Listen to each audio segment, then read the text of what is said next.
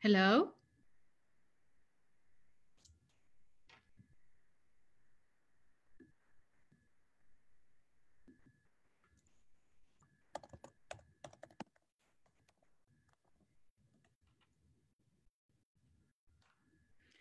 Hello. It's a pleasure to be here today with my dear Vange Tapia. She is a wonderful friend and a group of stay-at-home parents with special abilities.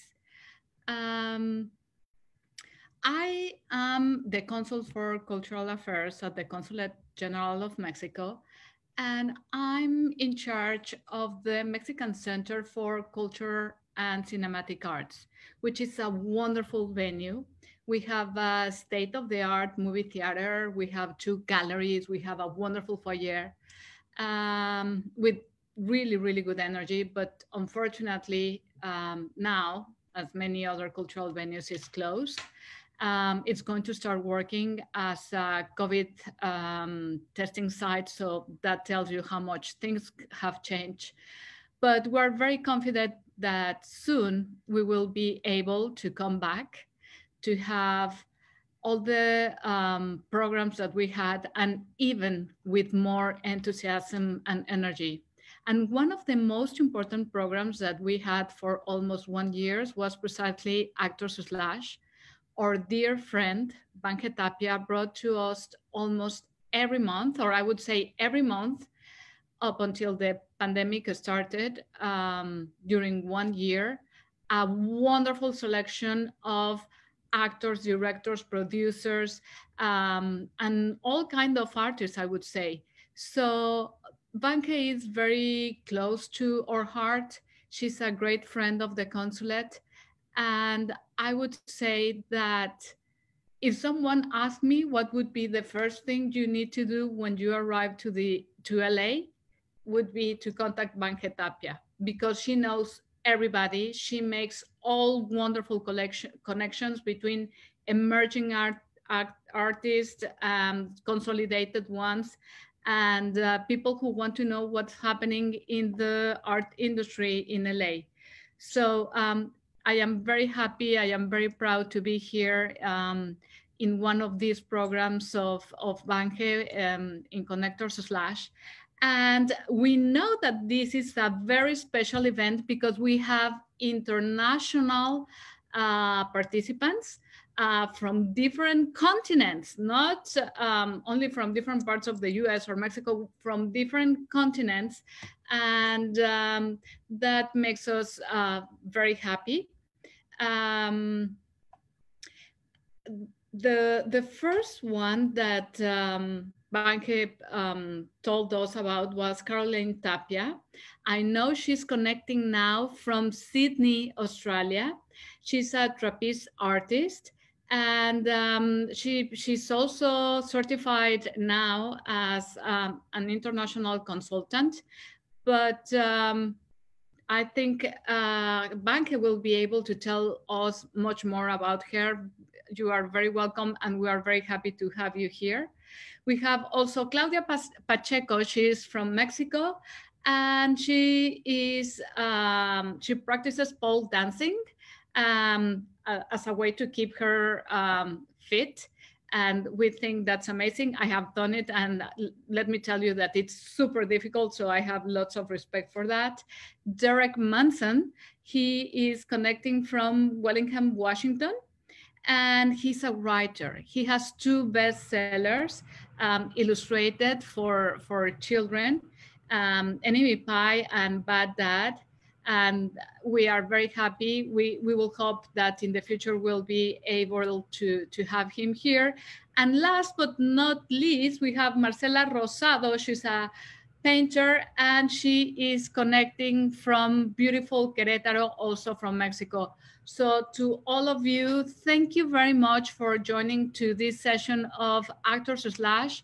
And without saying more, I just want to invite you to the presentation that we are having next Monday. We will have a group called Sinaloenses de Cuidado, which is a band that is making an amazing fusion between the bands of the northern of Mexico and opera. You cannot miss it. It's going to be at the CCCM Instagram, and you can see it on Facebook. Just search Consulate General of Mexico in LA and you'll be able to see it. Thank you very much. Good luck, and I hope you will enjoy this program.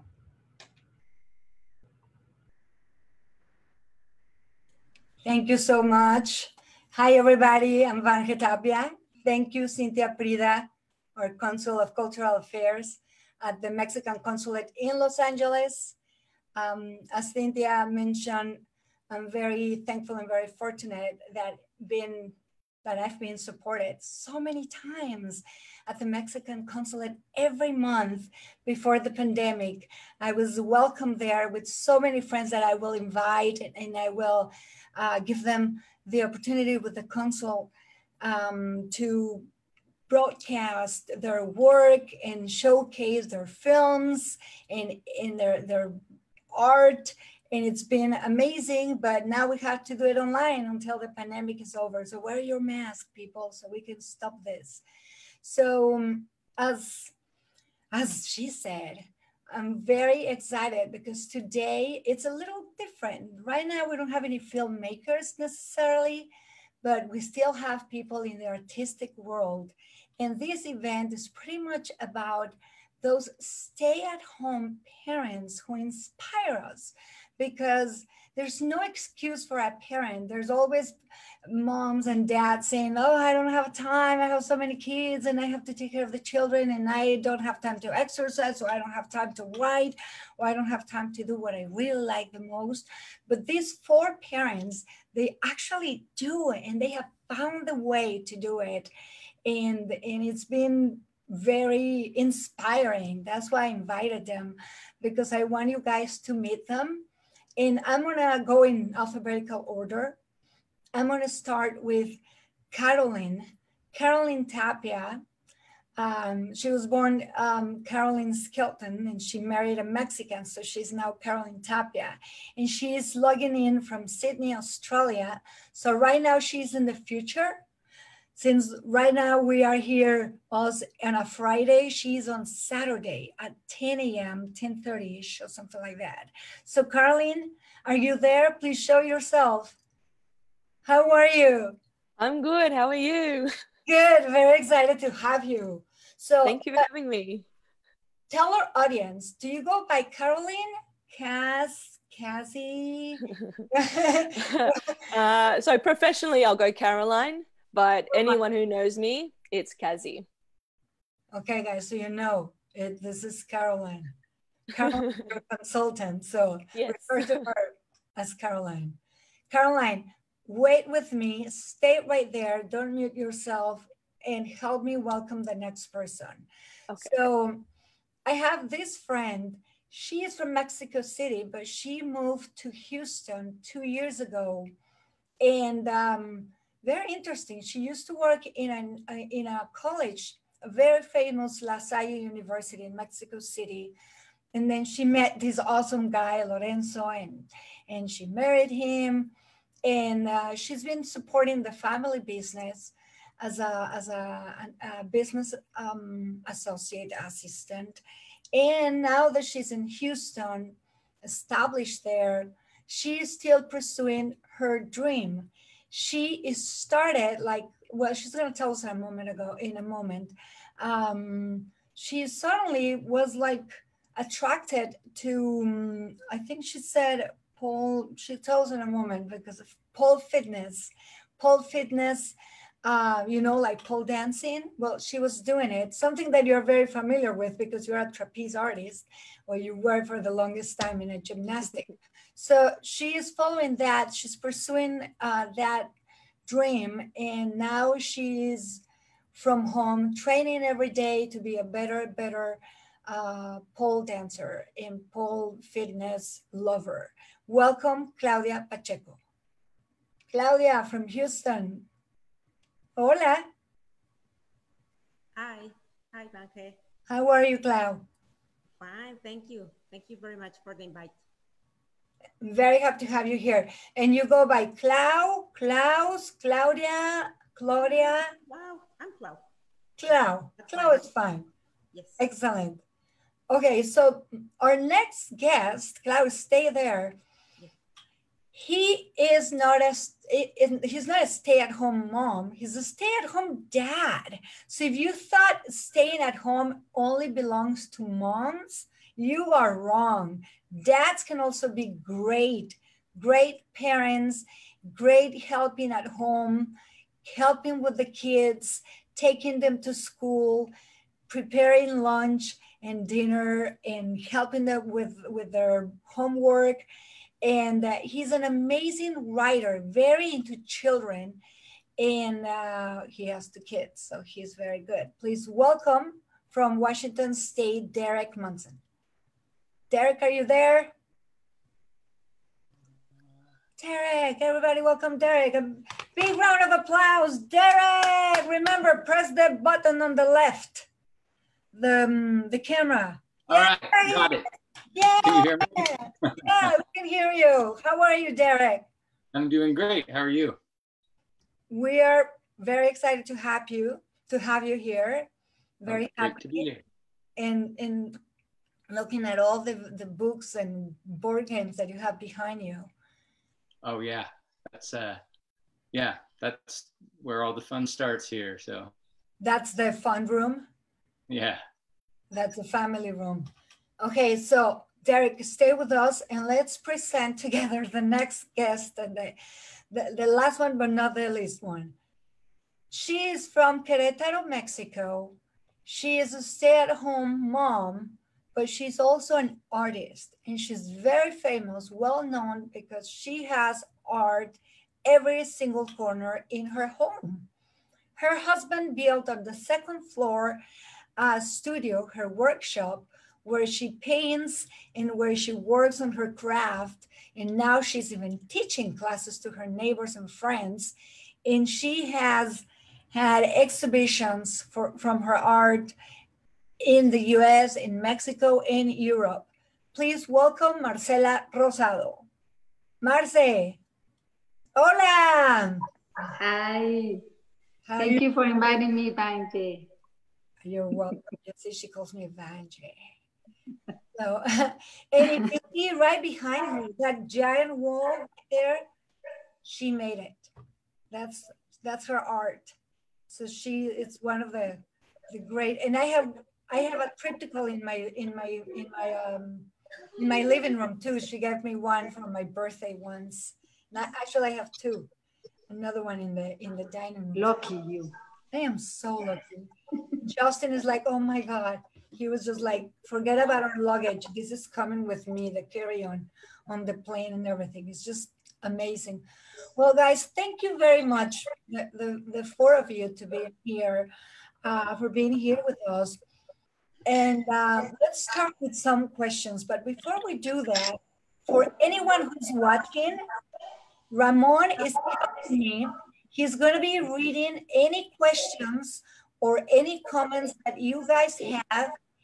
Write them down. If you're watching this from the CCCM, the Consulate General of Mexico, or the Cultural Mex LA page on Facebook, Ramon is going to be reading from there. But if you guys have any questions or any comments on Actor Slash, I'm going to be looking at those.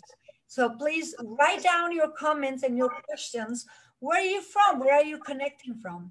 We would love to know. We have friends from Sydney. We have friends from Washington State, from Querétaro, and from Houston, Texas. And I am based in Los Angeles, California.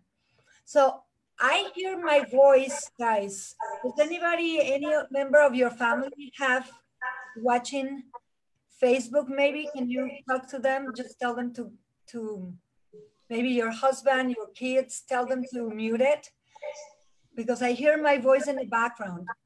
We'll tell them in a moment, okay? So let's start. It's probably there. Okay. So I'd like to ask you guys, did you did you always want it to be just mom and dad? Or I still hear myself like background somewhere. So I'm gonna mute it. Marta, I'm gonna mute you. Let me see if it's you. Maybe it's one of your kids or something. Let me see. Okay, I don't hear myself. So it's between Marce or Clau. I hear my voice repeating in the background. So I just muted you for a moment, okay? But I like to ask you guys if you ever thought of just being stay at home and just take care of the kids. When did you decide to just have children? Like Derek, in your case, did you talk to Suzanne, your Buffy, your wife, and said, well, I'm a writer. Did you always wanted to be a writer, or you had anything in mind? Or how is it working from home and also taking care of the kids? It's, well, I didn't originally set out to be a writer. It was just something I did for fun. And then one day it turned into a job. So it was, but ideal just as a parent, because you can, you know, work from home and you just have the flexibility. I usually like to work at night anyway. So when the kids were asleep, it was easy. But yeah, and then, I mean, the kids are so great for like material, like the book Bad Dad was completely based on stuff that happened with them. And then for the past several years, I've been focused on making card games and family just games, just board games and things. And so it's perfect for having the chance to play with the kids, good family time, and it counts as work too. So it's good. Okay, so you're a storyteller and mostly for children. So I can't even imagine all the amazing stories that you tell your kids when you put them down to bed. Like, is that our daughter Abby is she's a brilliant writer. She's the one with the stories. So, and she's even had one of her teachers tell me that she was the author in the family. So I'll give her that. She's great, a great writer. So most of your ideas, you get them from whatever your kids tell you. Yeah. Yeah, they have some fun stuff. So that's amazing. And did you always want it to be a writer? Were you like a writer? Were you always into reading, or where did you study, or what you wanted to be before? Because you've been like for over 20 years. So yeah. So when I started, it was for a job. I just knew I didn't want to have a job where I had to sit at a desk all day. And I wanted to have something that was more on the playful side where, you know, I could use my creativity. So I was never a very good artist or painter like Marcela. So writing was just the easiest way for me to express myself creatively. And one day it just, a story hit me and my hobby turned into a job. So I was very fortunate to have that happen.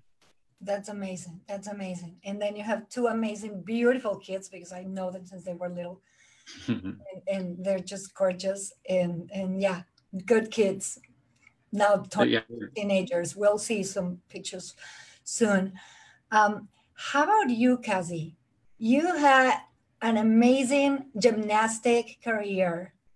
You were a trapeze artist. You had your own school. That's where you met your husband. You guys created your own school. You had all these students. You also have your section with children, but you had your dog. You had a perfect life. And then suddenly you guys decided to have children. So you gave it up. You sold the school, the trapeze, which is very hard. I remember you guys came to the US to buy all the equipment and travel with like 500 luggage to back to Sydney. To put up the trapeze, and you were just like one of the most successful schools in Australia. And every time you came to the US, you guys had this international network of trapeze artists, like amazing people. And then suddenly you're like, nope, now we want to be parents. What happened there? Well, yeah. So flying trapeze was our life. We loved it. We found a passion, my husband and I, and it's just what we love doing. And like you said, we had our own school, and we loved it. But then we fell pregnant with our first, and we had a chat, and we thought we wanted to focus our time now on our little family that we were going to grow. And then, you know, all of a sudden 3 years later, we now have 3 children. And there's no way we'd have any time to be running a school because it was busy. So now, you know, our family is our life. That's amazing. Do you miss it? Yes, I do. I miss it every day. And I haven't even really had a chance to go back and do trapeze again since having the kids. So I'd like to go back and do it, but you know, I'm happy at the moment doing what I'm doing, so it's okay. That's amazing. That's amazing. And Clau, so here you are, Mexico City. You had your schedule Monday to Friday, then you meet Lorenzo, and who anybody here knows Lorenzo. He rocks your world. He's amazing. He's always into the more cool, interesting things. And then you guys get married. Then you have Lily, who is now 5. And then I remember you mentioned, like, a couple blocks away from your home back in Mexico City, they opened a school for, right? It was something like that. Pole dancing school, yes. And then you went to try it, and now you've been doing the pole fitness thing for a couple years now. And then you moved to Houston, but now with the pandemic, you end up buying your own pole that you have in your living room that I'm going to show you some videos and pictures right now. So that didn't stop you. The pandemic didn't stop you. No, not at all. Do you, but then you had the need to work so you can help and assist your husband from home, because now everybody's working from home. Yes. Is this what you envision yourself doing? Because you want to become an instructor, right? Did you want to become an instructor? Did you think that you will be like into the fitness? Well, never before starting pole fitness. I started when Lily was 1 year old. So I was near 40 years old. Now I'm 44, and Lily is gonna be 6 years on December. So no, before pole, I wasn't that into a sport. Now I can proudly say, I can proudly say that pole fitness is an international sport. It became that on February. So it makes all the pole dancers and pole fitness dancers really proud of the sport. So now that I started at the very beginning of this year, I started to study the certification just to develop more skills for my own practice. But I've been thinking that I would like to become an instructor and maybe work for that soon. I don't know, but I'm enjoying it. And yes, during the pandemic, it was hard to train because Lily was all the time running around me, but well, I made it. Yes. Klaus, see if you can turn your volume a little up, because I tried to move the camera to you and it won't hear you very well. Okay. But so how is Houston? You're live in Houston now. How is I mean, yeah, I know you've been in the US many times, but now you're living in the US. Yes. How's everything going there? Right now, it's good. Almost, I can say that almost all the restrictions are gone. Talking about the pandemic thing, we not just need to do the social distancing and wear the masks. But it's fine because now we are really used to, I mean, my family, Lily and I, my husband, we are really used to go out to the parks, to the, Lily has several activities, like going to take swimming lessons, back horse, Horseback riding. Horseback riding lessons, gymnastics lessons. So everything now is open, so it's fine. And it's been, I really like to be here in the US. It's a great place to live. And well, I sometimes miss my Mexico, of course. Right. My family, my friends. That I imagine. I do too. I have that, but they visit very often. And it's the same time zone as Mexico City. So it's only what? How many hours flight from Mexico City? 2 hours away, yes. It's only 2 hours. Oh my God. Yes. Me, it's 3.5 hours, 4, depends on the side. Marce, you always knew you wanted to be an artist, right? Since I remember, you've been painting and doing handcrafts and everything. In fact, I remember when I met you, well, I went to your wedding, but I remember when you first married, you guys were renting an apartment in a fancy neighborhood in Mexico City. And I remember your landlord was the owner of the gallery downstairs. So to pay your rent, you will have to give them 2 paints per month, right? And that will be the value of your rent. And then after you both became so successful and now you build your own home and you live in that amazing place that you have in Querétaro. But I just remember, I was like, what? You just paid 2 paints to pay the value of your, that's amazing. That was a great deal. Yeah, it was an amazing deal. I wish any of my landlords would love it.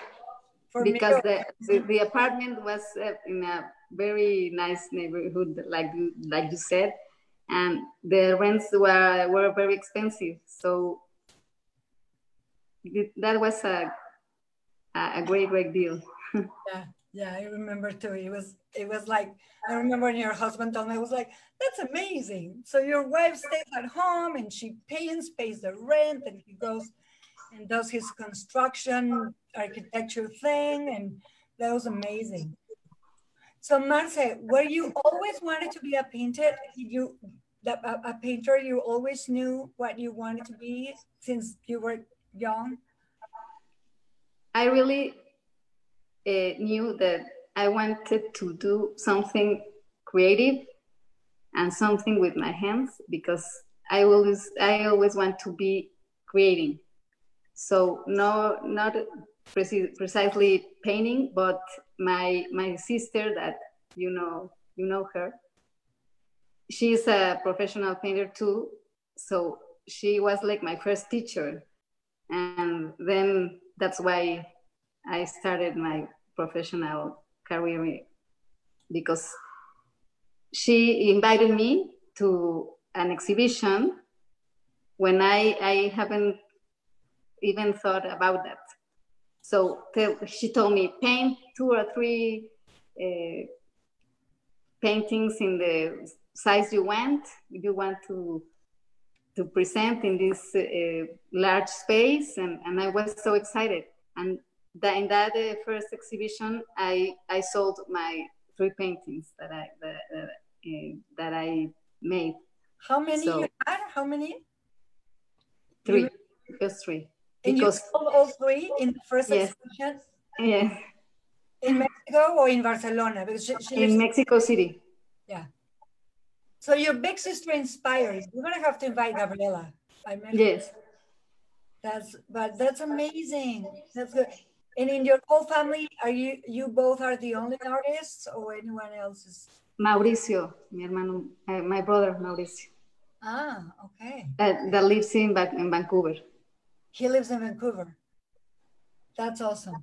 Well, I have some videos here that I would like to show you. I'm going to start with Cassie. This is just very cute. Let me see if I can just share it with you and pause it. It's Cassie. As we were mentioning, she was a trapeze artist, and she had just a dream life that anybody would have loved to have, because I was in Mexico City when I went to Australia and I met her house. They had this amazing, let me see if you guys, can you guys see my screen? Yes. Can you see? Yes. Okay, good. So let's see if this plays. Just check her out. Yeah, there it is. Just look at her. Cassie explained, you were a gymnast. Look at those legs. Look at the strength. You had your happy life with your dog. It's suddenly this baby here, your husband and you, trying to learn how to change diapers, and then there's one baby and then the other one, and you have to tell them how to, and let's just stop right here in the sleeping thing. So what you're doing right now is you're like, what am I going to do with my free time? Because first you were having a lack of sleep. You guys couldn't sleep at all. And then suddenly you went like, totally took classes and informed yourself. And then you became a certified international consultant to help parents how to take care of your kids to the point that they can have a nice routine and everybody in the family can sleep. Explain us that, please. Because these kids, how old are your kids? Tell us. So we've got Erin, who is 3. We've got Chris, who is 2, and Elliot is 9 months. And you're thinking on going for the 4th one, right? And we want to have a 4th one, yes. Okay. But we might wait a little bit longer before we do that. Little one. So what kind of activities? I mean, of course, these kids want to go to sleep because you really make sure they're busy, keep them all the time actively doing things. I muted it just in case so we can hear you, but yeah, that's Erin right there. Yeah. So what is this consulting thing? That's little Elliot. So you have them jumping and running and doing groceries and everything every day? Yeah, they don't stop. Yeah, so Erin was my inspiration, I guess, because she was our firstborn and she didn't sleep. And we had no idea what we were doing, basically. And we just fell into that trap of sleep deprivation, which I think is common for a lot of first-time parents. And there's not a lot of education out there on infant sleep. So I actually ended up, when she was about 8 months old, we hired a sleep consultant to come to our house to explain to me, you know, I guess just what to expect in terms of sleep and how to help her sleep better. And in turn, that helped us sleep better. So, you know, we went from waking every hour overnight to her, you know, sleeping through. And then all of a sudden we were all getting all this sleep. And, you know, we loved being parents already. I mean, being sleep deprived made it difficult, but we loved being a parent. But as soon as we were getting sleep, it just made everything so much easier. We, you know, we were enjoying her more. And I just thought, you know, this lady that came to my house, she changed my life. And I wanted to do that for other parents. So I studied to be an internationally certified sleep consultant, and that is now what I do. So I studied, you know, while I was pregnant and raising 2 children at the time. And now that's what I do. So I spend my free time, which there isn't a lot of free time when you have, you know, 3 under 3, but, you know, they sleep well, so I can work while they sleep. So, you know, I get a couple of hours in the middle of the day, and then of course at night, you know, they're in bed by 7. So I get a few hours in the evening where I can work. And sorry, they are all in bed by 7, all of them? yes, they're all in bed and asleep by 7 every night. So yeah. What time do they wake up the next day? Between 6:30 and 7. So we get them up for the day at 7. So you guys have free pretty much all the afternoon at night, and whole family has their life changed and everybody rests. Yes. I was looking on one of your, I was looking on your page because I was asking Rodrigo, like, okay, wait, but she already has her website and her social media, everything. And she's like, yeah, when she's certified, they told her to do all that. And I see you have a blog, and then you recommend things like, do not wake up. In the contrary, we have heard that you do not want to wake up a baby when they're napping, but they taught you that they should, so they don't oversleep, so they have a schedule. So all those kind of recommendations are the ones that you will give them. Yeah, so it's all about, you know, educating parents on sleep expectations, so what their child should be achieving in terms of sleep for their age. So obviously, you know, for the first, you know, at least 3 years, their sleep needs change quite a lot. So you need to constantly be changing their routine so that they're getting enough sleep. But, you know, their night sleep is their most restorative sleep. So you want to protect that night sleep. So if you're letting them sleep too much during the day, or even if they're sleeping not enough during the day, it can impact on their night sleep. So yeah, if you have a baby that's, you know, doing a majority of their sleep during the day, but they're up all night partying, then yeah, you probably want to wake that baby up during the day so they can get that sleep at night. And I saw you how you woke up the baby. Yes. The baby's like, I assume it was Elliot. That was Elliot, yeah. Peacefully asleep, and you came in very carefully, just started with caresses, and he woke up like, hey, like, oh, okay, like all cool. And you like other tips, like let them cry when it's time to go to bed, no like carrying them up. I was just the worst auntie. I will, to help my sisters put my nieces to sleep, I will just go to the swings and carry them. And it was just like really, really bad doing those things, I assume. It's not bad. I mean, you know, when you're wanting to achieve better sleep for an older baby, when they're newborns, of course, you need to hold them.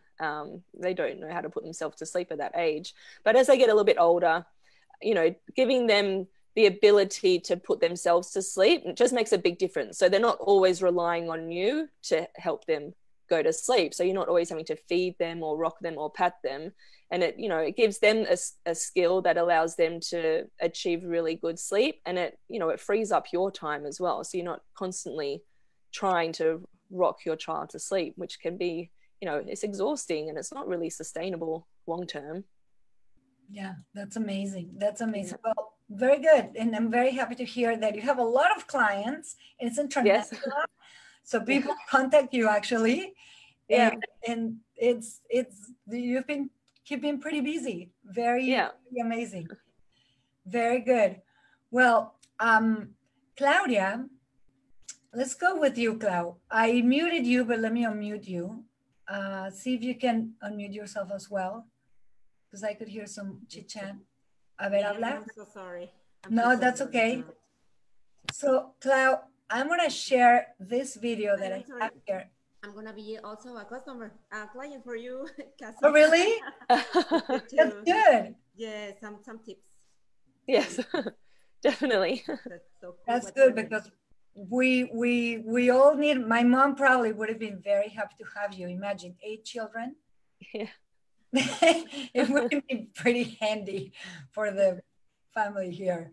So, Clau, I'm going to share this video, guys. Ever since I see Claudia, she's online among friends and family.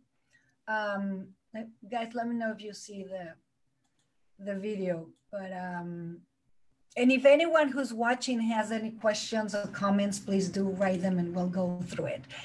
This is Claudia. This is not an easy thing to do, as you can see right there. And look at the high heels, for the love of Pete. I assume this is in the academy, whatever she studies. Is that in Houston already or Mexico City? In Mexico. Mm-hmm. Mexico City, okay. So look at that with Lily. Oh my God, I can't even put my shoes on, holding them like that. That requires a lot of strength. Probably Cassie's piece of cake for you, but because you're a gymnastic and a artist, but it's amazing. This is already in your home. This is already at home, which I'm sure your husband is just super happy to have you do that at home. Yes. It's amazing the amount of strength that you need on your legs and your arms. I mean, just look, I love, this was my favorite. That was my request. I'm like, please, because I've seen it in Cirque du Soleil all the time. They're showing these kind of shows. And right now they are turning this into the pole fitness into a sport for the Olympics, which I'm very happy because it's been mistakenly related only with table dance, and yes, it should not be. It should be also considered as a sport, as it is. It's very hard. Cassie, I'm sure you have a lot of friends who do this. I remember. Yeah. I have a lot of friends who do this. And this is with young Lily right there. Look at that. She is now 5. And now she's also climbing and doing her, I want you guys to pay attention. She dances. I had to remove the music because I get the experience that Facebook blocks the videos, but she shakes, she's so adorable. Shakes her face in her, doing her little show. So that's a little monkey right there. Look at that. That's a proud mom right there. Amazing, Lily. And that's the happy family with the husband. But Claudia also had a side. There she is back. You also like horses. Yes, I do. And I've seen you taking your daughter to horseback riding classes as well. Yes. So you kind of do both, you combine them. But you actually want to become a certified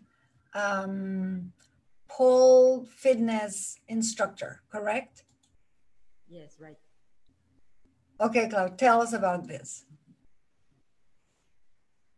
Yes, well, I would like to talk a little bit about what you are saying about the stereotype of the pole dancers, because that's something that is still happening in Mexico, and even here in the US, I've seen that. So it's funny because the first time I saw a pole dancer was in a stripper club. I went like 20 years ago, I think, to a bachelor's party. A friend of my office at my job at that time. So, and I was watching the girls and I was like, not judging, but saying, okay, the girls that do properly the thing on the pole, it's like not easy. So I was amazed about the girls. And then it became like popular in Mexico, let's say in Mexico City. They're about, let me remember, I think like 6 or 7 years ago, it became like a boom of the pole dancing studios in Mexico City. Here in Los Angeles too, they're everywhere. And yes, models and everybody does it as a sport. Good. So as I said before, when I had Lily and she was 1 year old, I saw this studio nearby my house and my house at that time in Mexico City, and I said, well, why not? I can try, and I was totally engaged to the sport. I really liked it. So when I came here to Houston, I don't I live in the suburbs in the Woodlands. So the studios, there are several studios in Houston, but here in the Woodlands, there's just, well, there's none in the Woodlands. There's a studio in Spring, which is a nearby neighborhood. So I go to Spring to take these lessons with Tina. Hope she's seen me. Hi, Tina. She's a great coach. And then, well, fortunately, I bought my pole stage. I bought it last year.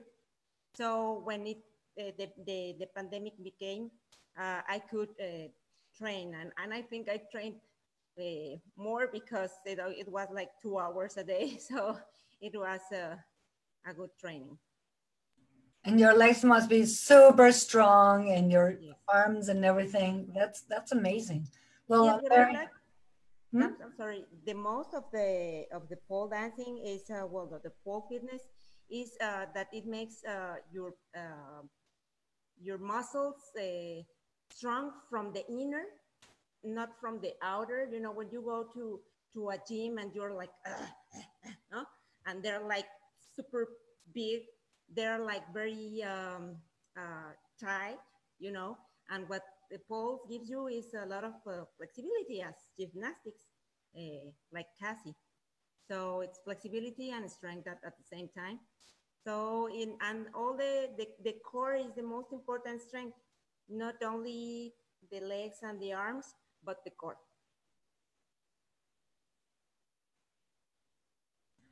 I have to mute myself. It's very impressive, and that's why I wanted to invite you, because exactly, it's a misunderstood sport, and it should be considered as a sport and respected as a sport, and not underestimated, because it's very hard. As the consul told us, Cynthia, before she welcomed us, she said she tried it as well as a practice because it was a boom. It was like 5, 6, 7 years ago. 7 years ago. It was a boom, and everybody wanted to have it, and it was just like cool. But the joke was like, oh, there she goes, the tablera, and it's not really like, you should really show some respect, because it's very hard to do, and it's a respected sport to do. And you can see it in Cirque du Soleil, which is my favorite. Well, ever since Rodrigo and Carolyn, it was just like amazing seeing all these trapeze artists and all that, and they have friends who do silks and friends who do pole fitness, and it's just like amazing. So I have this other video that I'm going to share with you guys. It's about Derek, and it's very cool because I just think he's the coolest dad. And he became very famous. The way he treats his children, I'm gonna stop it right there. He is not definitely fond with technology. I had his daughter help me with this, but he's amazing. And every time I see him, I go to Seattle and I see them, his beautiful family and his children. I just love it. He's one of the most creative people that I know. And he had these books for children made, written, and he hired amazing artists to illustrate them. Enemy Pie was first, and then Bad Dad was second. And then he also have these games all available on Amazon, but they became kind of like bestsellers. And if you have children, I encourage you to have that. That's one of my nieces, Danny.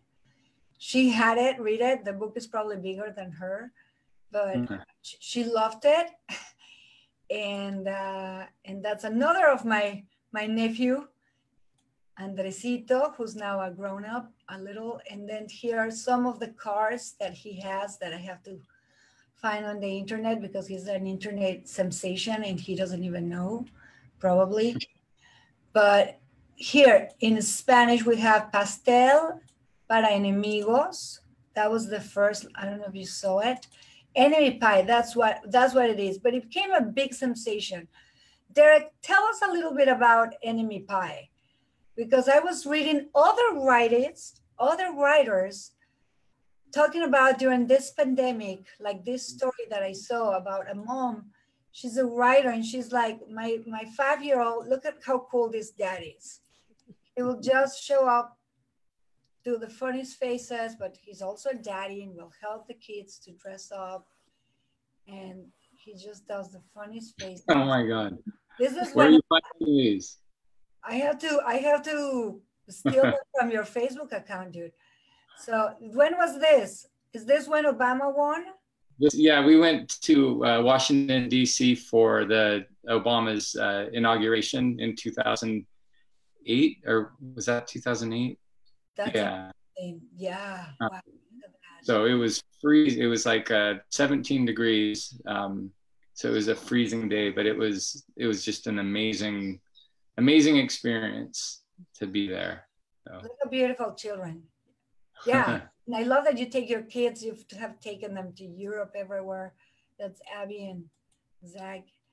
And that's Abby a little older. Is she helping you there, signing autographs and books and everything? Yeah, she was. We had to do a big mail out, and so she was doing the writing addresses because her handwriting is better than mine. So even when she was, I think, 9 years old there. So Okay. oh my gosh, I can't believe you have these pictures. I know. This is bad. Please explain. Did you guys see that? Well, this one is adorable too. Are you Salvador Dali? Yeah, that was Spanish Mademoiselle, your Dancela, Dulcinea or something? Yeah, at that time, Abby went to she went to a Spanish immersion school when she was in kindergarten, 1st and 2nd grade. So she speaks Spanish. She's really good at it.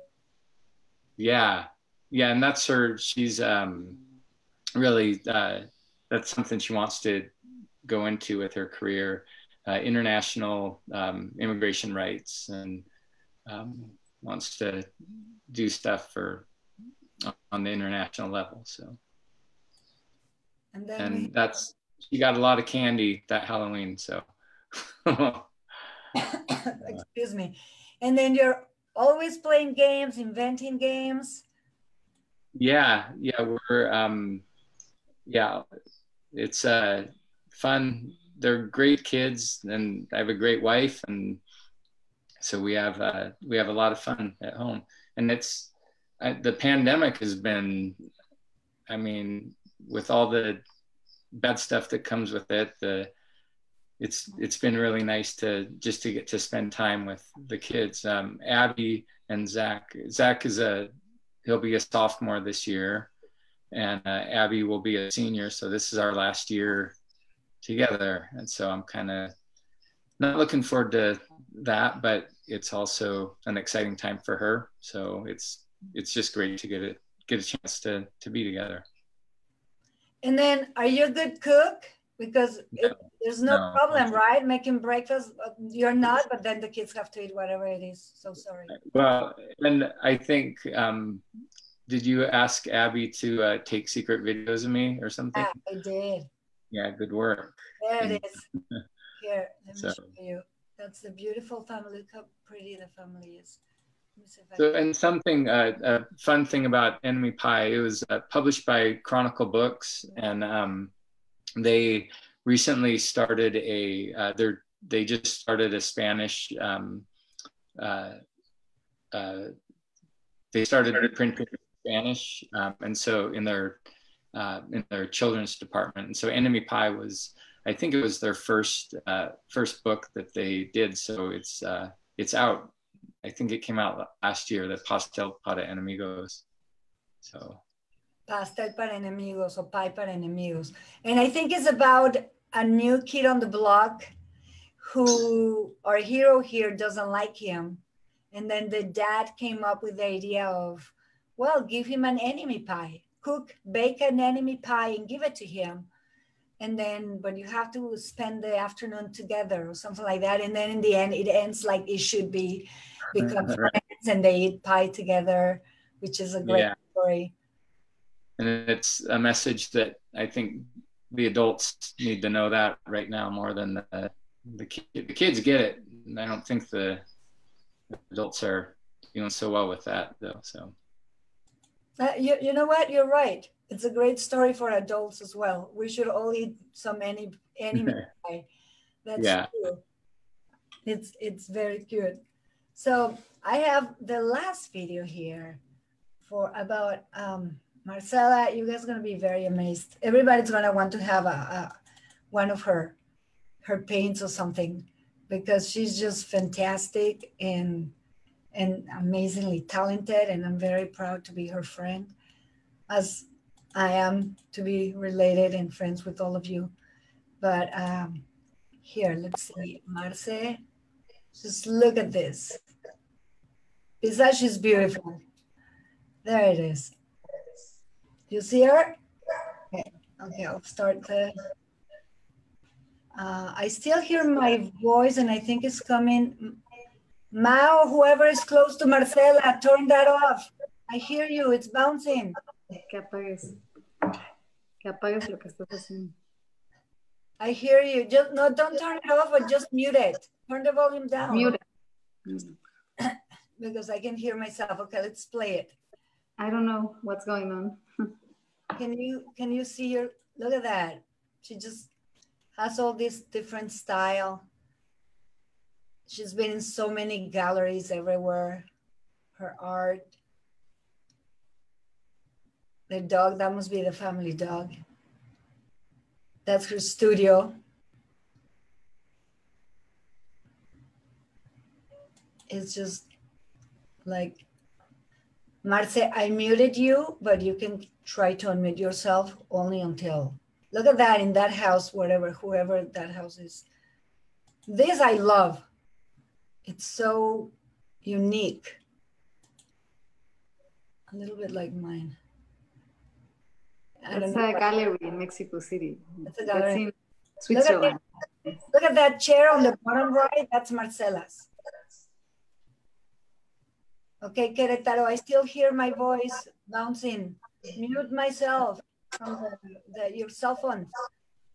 And then look at Marcela's, the size of her workshop. It's huge. That's on the roof of your house, right? That's the second floor. Yes, my house is in one floor, and my studio is very large place, and fortunately I've always been able to work at home. So sometimes when I was younger, I have a small room in where I paint, but now I have enough space, and that's why I started teaching painting and ceramics 4 days a week, and I'm very happy because closer friends are coming and having a great time and to relax and make something different. Yeah, well, I'm your friend, and this is mine. This is my living room, and that was a gift, a birthday gift by Marcela. It's a triptycho. And then she came to visit me for a second time, and she gave me this one that I have in my dining room. I just had to put it right there, but I love it. Justin is like fans of it. So I have those, I have to show them to you. And now she's, as she says, she's teaching the proper masks. And you also like to practice yoga and love to do jogging with the family and the dogs. correct? That's a family right there. Beautiful. This crazy De La Torre Rosado family right there, which I love very much. Querétaro family. I love it. Okay, perfect. Oye, Marce, that's amazing. So now that I introduce a little bit of all of you, Marce, you are teaching, you have your friends coming, and how are things in Querétaro? Because I understand that it's also very well controlled, right, with the pandemic. At the beginning, there was better. Now it's worse. It's getting worse. Yeah. Yes. Aren't you afraid to bring friends home? Or because you have the mat and everybody disinfects their hands and they keep their distance and they... Everybody comes and disinfects and everything, but the whole protocol. we try to keep the social distance, but I think it's not enough. Yeah, that's hard. That's hard. So I thought you were only doing painting, but then I noticed that you have a lot of textures and then crafts and ceramics. Is that something that you have always done? No, ceramics. I studied ceramics many years ago, and then I came back studying in the same place in San Miguel de Allende. For those who don't know where San Miguel de Allende is, just so you know, if you ever saw that movie Once Upon a Time in Mexico with Johnny Depp, Salma Hayek, and Antonio Banderas, that's San Miguel de Allende. That's where most of the Americans go and retire. So all the artists go there. What's the population of Americans in San Miguel de Allende, Guanajuato? In the Guanajuato state? There are many Americans. I don't know how 40%, many. A pretty good 40-35% of the population are Americans retiring there. And it's amazing. It's very artistic. It's there's plenty of galleries and amazing art institutes, everybody make something related with art in San Miguel. So you were saying, sorry, so you started ceramics in San Miguel de Allende? Yes, and then I bought a kiln, ceramic kiln, so that's why I'm interested in doing this, and both things, painting and ceramics. So yes, this is a great time. I think the pandemic is just for me the way to put some order in my studio, because there was a mess. Everybody had to redo my room and everything. Yeah. Now it's clean. It's a better place to create, and there's so many work to do. Marcela was a little worried about like, oh, my English is not fluent enough. I think she's doing a good job. She's doing a good job. Same as Claudia. She was like, oh, what is my accent or my whatever? It's perfect. I do have a big accent and I've been here for 15 years as well, so I don't care anymore. But I mean, it's more fluent, so don't worry. So guys, we have tons of questions and comments that I'm trying to read, but until I do that, why don't you tell us, where can you be found? Let's start with you, Cassie. If you want to give us your website and your social media platforms, where can people find you if they want to contact you? And she's also tagged in the event. You can see the link of her fan page, but I suggest that you go there. And so in case you want to contact them and follow their work, please, let's start with Cassie. Yeah, so I have a website and it's ctbabysleepconsultant.com. I also have a Facebook page, which is Caroline Tapia Baby Sleep Consultant, and Instagram, where the the social media tag is @CT Baby Sleep Consultant. So CT is as Caroline Tapia. Caroline Tapia, yeah. Baby consultant. So Baby sleep consultant. baby sleep consultant. Yeah. So if you guys need any discipline, any help to put your babies to sleep, and also you guys want to have some good quality life while you raise your children, Kathy, Caroline is your tiger. How about you, Derek? Where can you be found?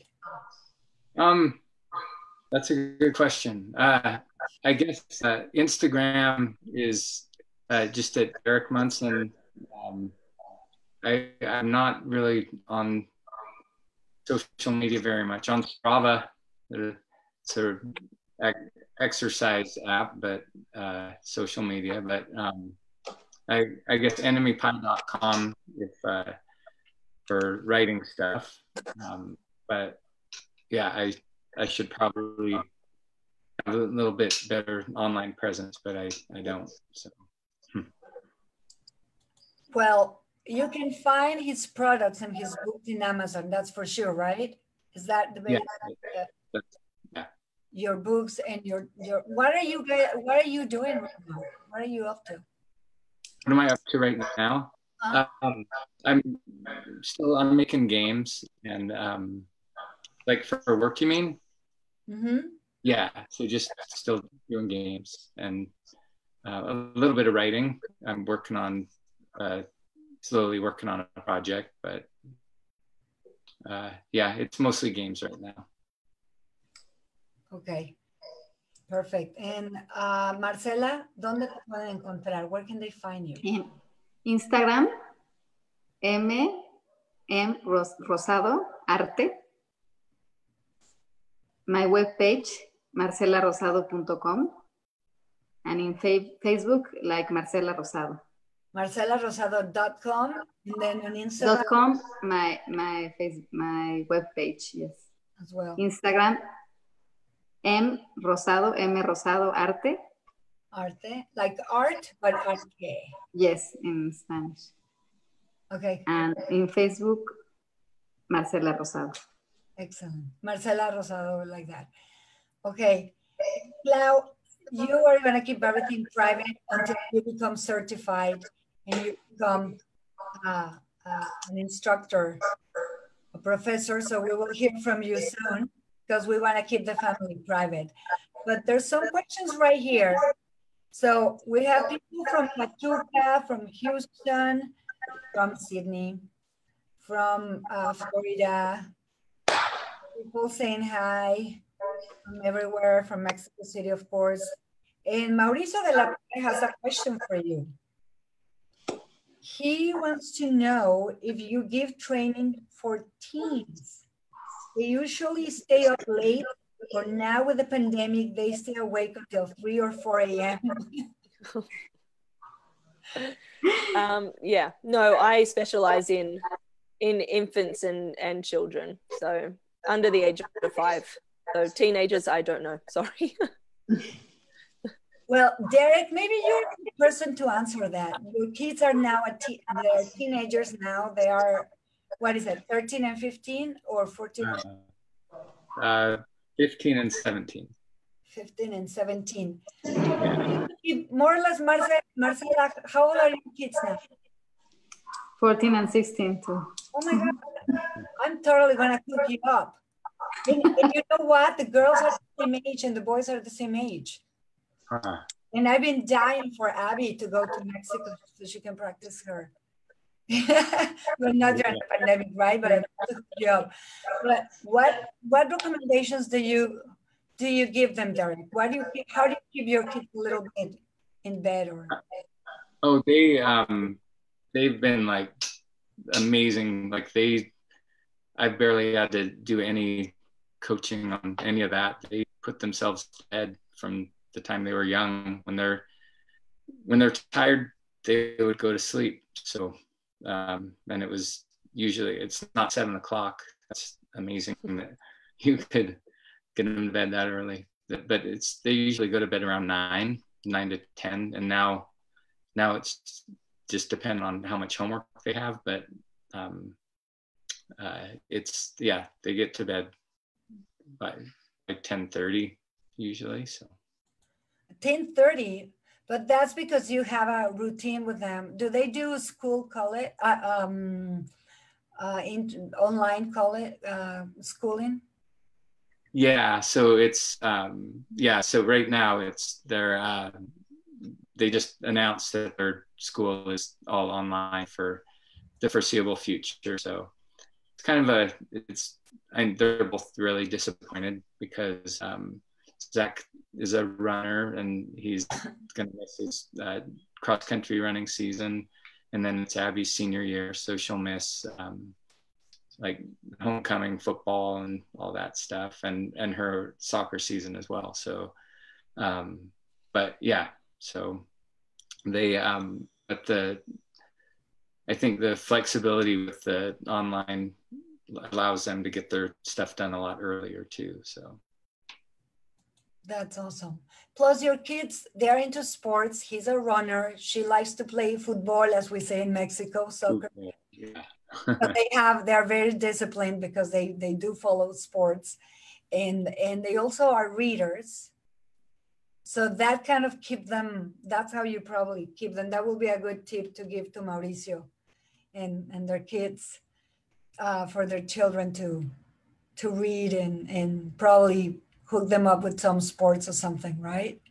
Yeah, definitely the exercise is great for that. So that's good.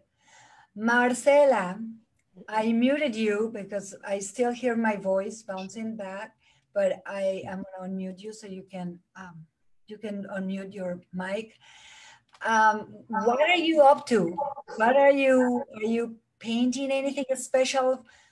Anything were you ready to do? Because I know you traveled to Puerto Vallarta recently to bring more art to one of your galleries. So yeah. Please tell us your plans.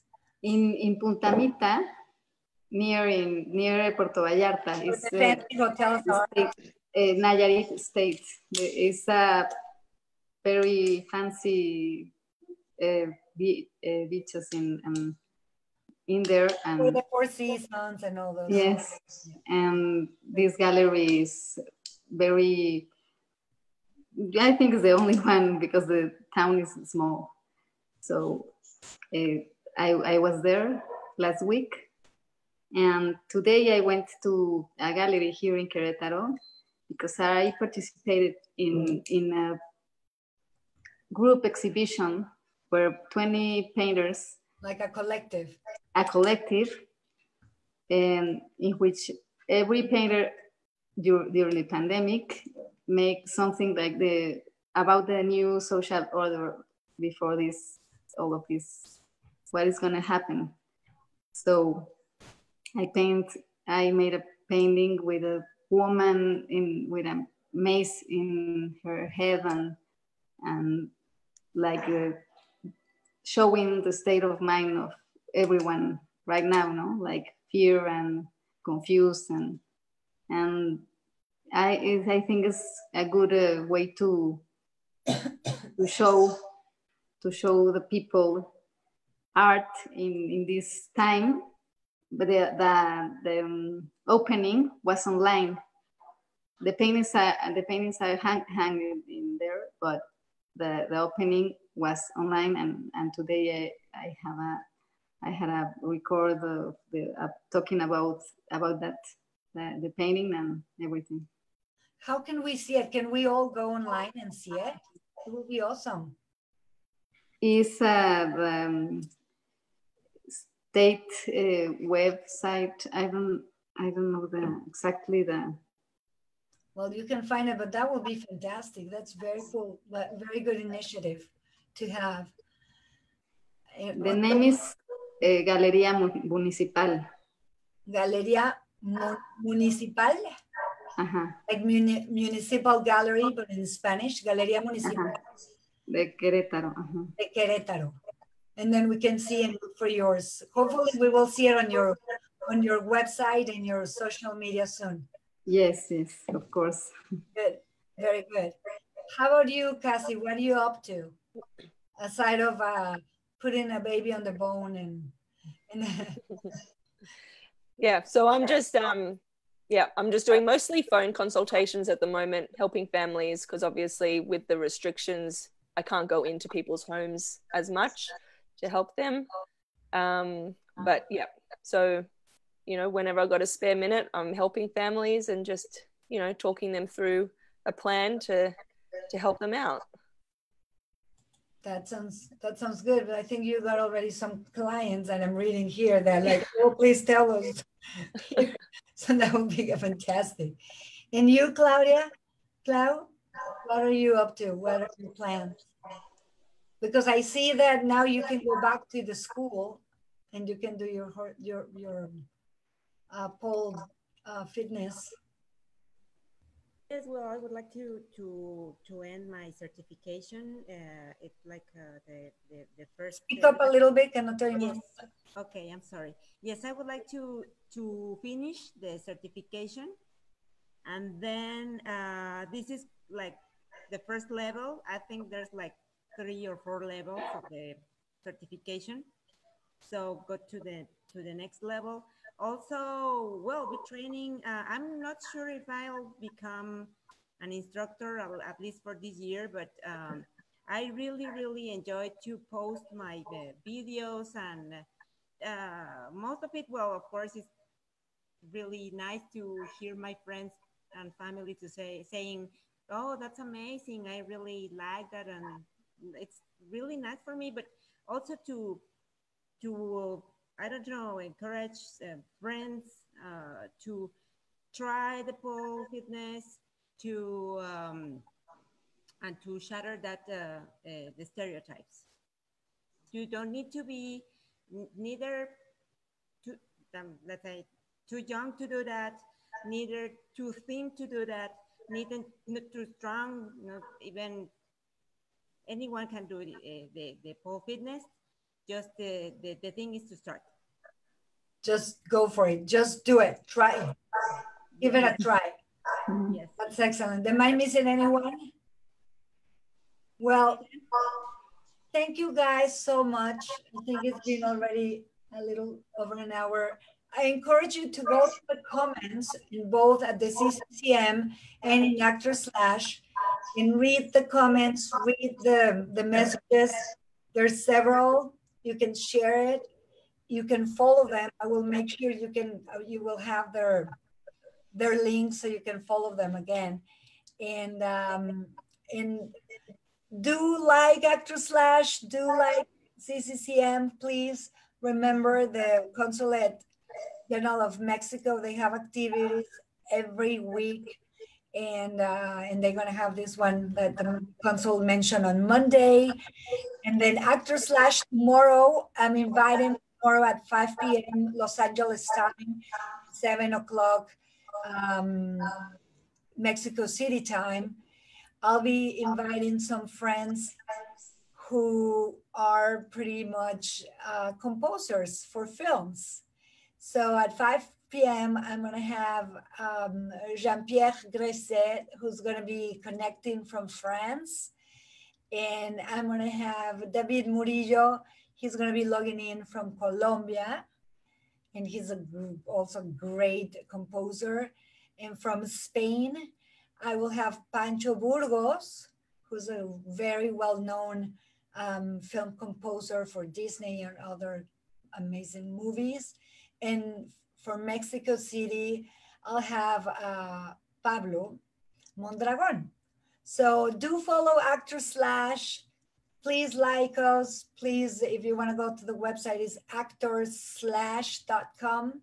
Just make sure you have 2 double S in the middle, actorslash.com, con 2 letras S en medio. Do follow us, like us on Facebook, follow us on Instagram, so you don't miss out any of the great invitations and events that I have virtually right now. And my name is Vange Tapia, and we are broadcasting live from Los Angeles, California, on both the Consulate General of Mexico and Actor Slash. Thank you so much, Marcela. Thank you so much, Derek. Thank you so much, everybody. Cassie, Caroline, Claudia, Marce, Derek again, and everybody everywhere in the world for Thank you, Vange. Yeah, thank you, Vange. Thank you. I really appreciate it. And with this, we say goodbye and Viva Mexico! Remember we were Viva Mexico! Viva Mexico. Oh, Viva Mexico! Viva Mexico! perfect. Thank you so much, Ramon from the consulate, who has been there all this time helping us. And we are going to end the transmission. Thank you so much, everybody. Bye. Thank Thank you. Bye-bye. Bye.